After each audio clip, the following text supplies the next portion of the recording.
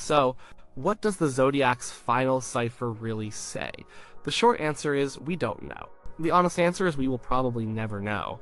And that's the most frustrating and perhaps the most brilliant part of the whole story. It's the final lock on a door that was never meant to be opened. This isn't just a puzzle. It's a ghost's last whisper, a final taunt that has echoed for over 50 years. To understand the weight of this last uncracked code, you have to understand the man and his methods. The Zodiac Killer wasn't just a murderer. He was a performer. He terrorized Northern California in the late 1960s and early 1970s, but the killing wasn't enough for him.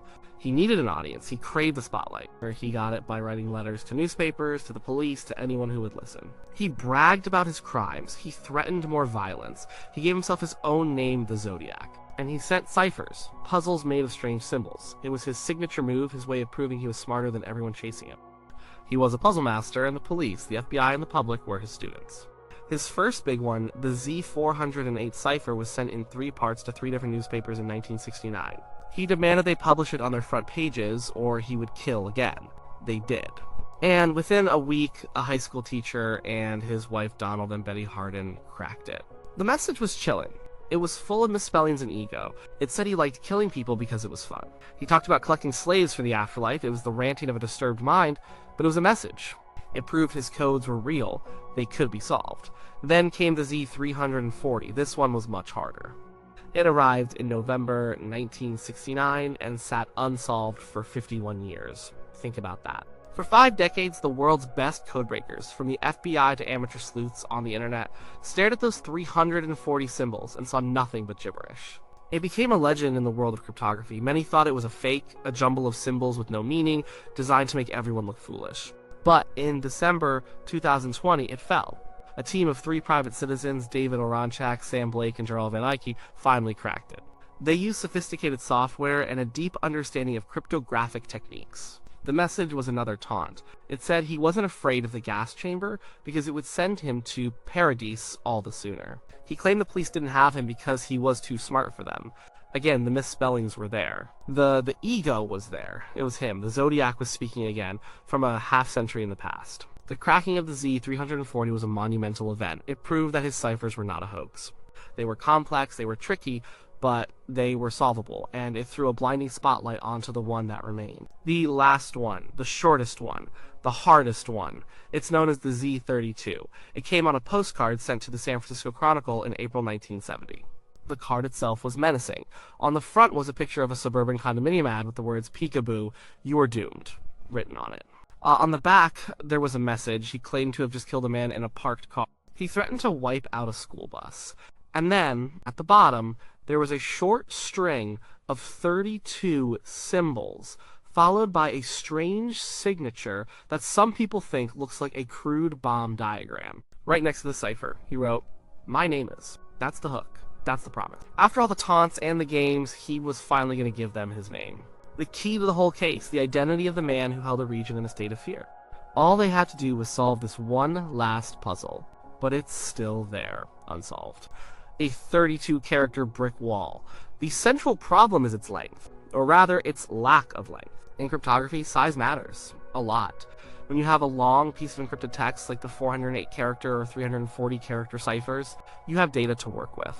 You can analyze the frequency of symbols. In English, the letter E is the most common. T and A are next.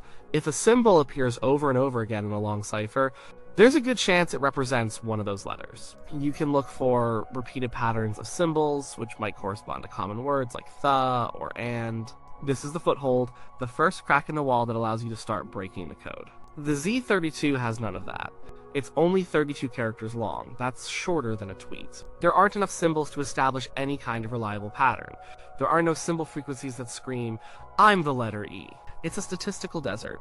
Any attempt to apply standard code-breaking techniques is like trying to guess a whole book from a single sentence fragment. It's practically impossible. This leads to the first, most fundamental question about the Z32: is it even a real cipher?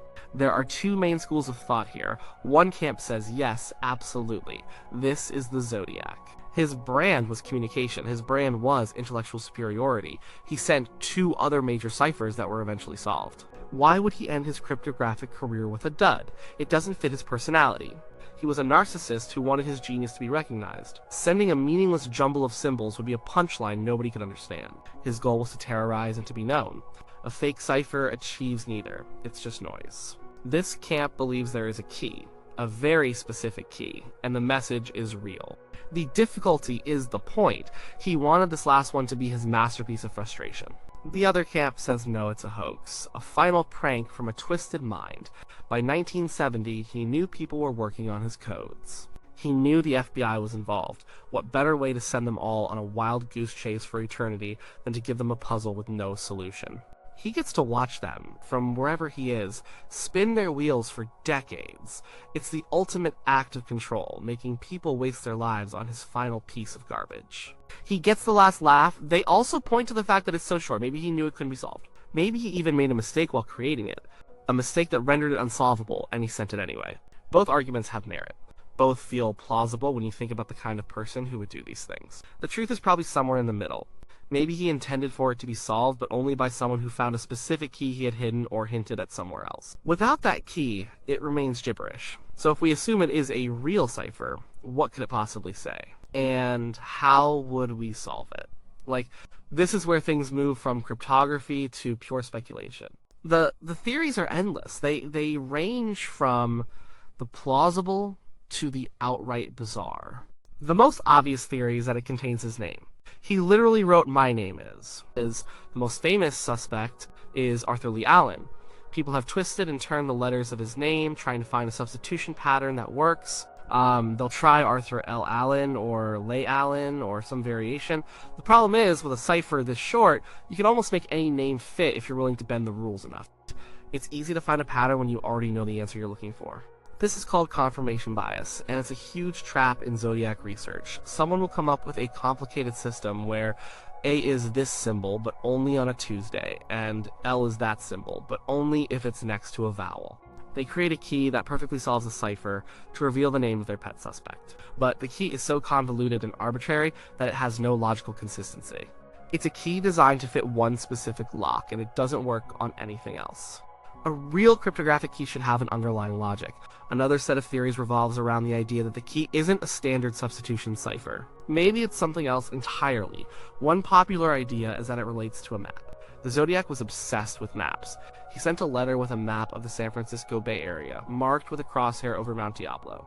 He claimed this was the location of a bomb. On that map, he wrote things like, "is to be set to mag," N. Some researchers believe the symbols in the Z32 aren't letters at all, but directions. Go north so many miles, turn east, look for a landmark. The solution isn't a name, but a location. Maybe it's the location of a buried weapon, or a trophy from one of his victims, or even his own body, if he planned to end his own life. This is a tantalizing idea, but again, it's impossible to prove. There's no clear starting point on any map, and the symbols are too ambiguous to be interpreted as clear directions. Then there are the more esoteric theories. Some think the key is hidden in one of his other letters.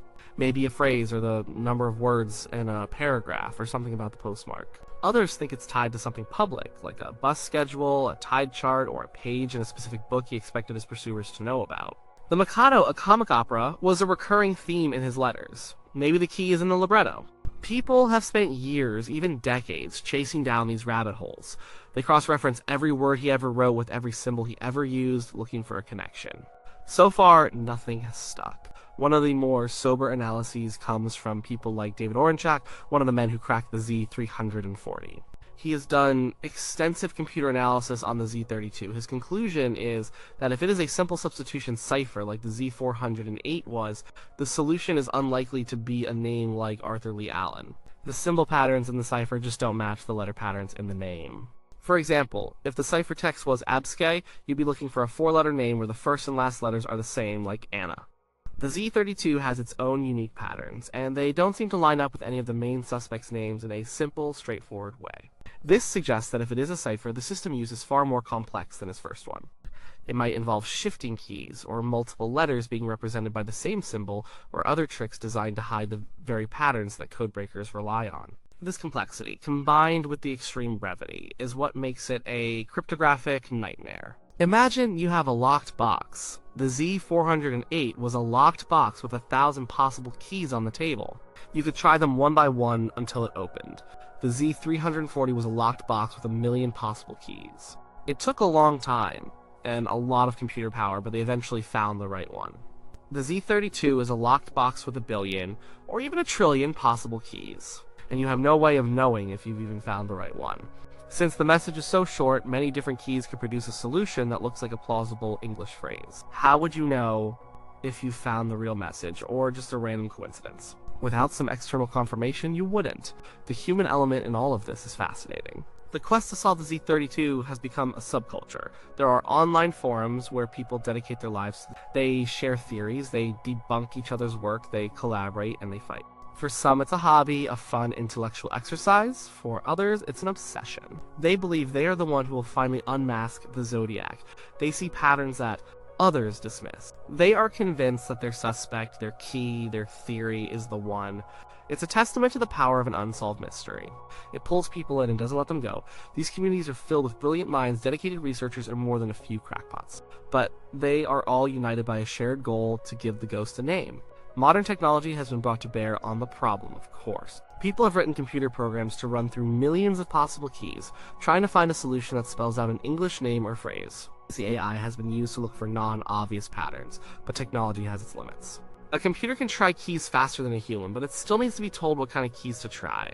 If the Zodiac used a bizarre, one-of-a-kind system that no one has thought of yet, the computer won't find it. The problem isn't a lack of processing power, it's a lack of information. The data just isn't there.